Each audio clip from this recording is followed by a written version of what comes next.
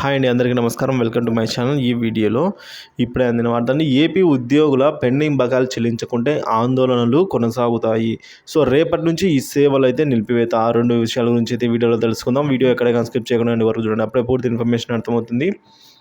అలాగే వీడియో నచ్చినట్లయితే లైక్ చేయండి. ఇంకా సబ్స్క్రైబ్ చేసుకున్నట్లయితే మన ఛానల్ని సబ్స్క్రైబ్ చేసుకోండి. దాని ద్వారా నేను చేసే ప్రతి ఒక్క వీడియో మీ వరకు రీచ్ అవుతుంది. సెప్టెంబర్ 1న సిపిఎస్ ఉద్యోగులు చలో విజయవాడ ఆందోళనలు. సిపిఎస్ బకాయిలపై జూన్లో ఆందోళనలు అయితే చేయబోతున్నట్టు ప్రకటించారు. సో రాష్ట్రంలో అధికారంలోకి ఏ ప్రభుత్వం అయినా సరే సెప్టెంబర్ 1 నాటికి సిపిఎస్ రద్దు హామీ ఇవ్వని పక్షంలో సెప్టెంబర్ 1 తేదీన బ్లాక్ డేగా పాటించడాన్ని కొనసాగిస్తామని, ఆ రోజున చలో విజయవాడని నిర్వహిస్తామని ఏపీ సిపిఎస్ఈఏ రాష్ట్ర అధ్యక్షులు కోరుకొండ సతీష్ తెలిపారండి.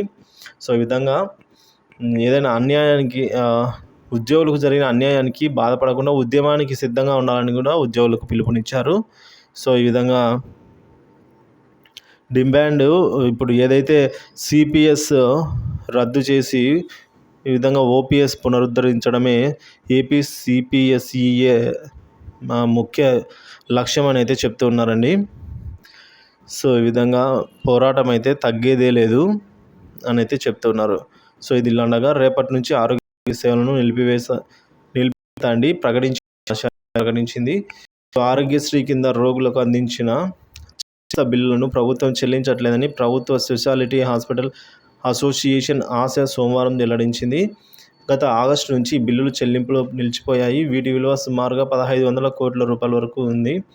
530 కోట్ల విలువైన బిల్లులను CFMSలో అప్లోడ్ చేసినట్లు నెల 2వ తేదీన CEO చెప్పారు. కానీ ఇంతవరకు చెల్లించలేదని అయితే అంటున్నారు.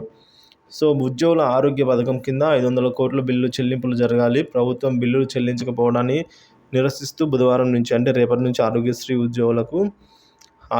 ఉద్యోగుల ఆరోగ్య పథకం కింద సేవలను నిలిపివేయాలని నిర్ణయించామనేది పేర్కొనడం జరిగింది.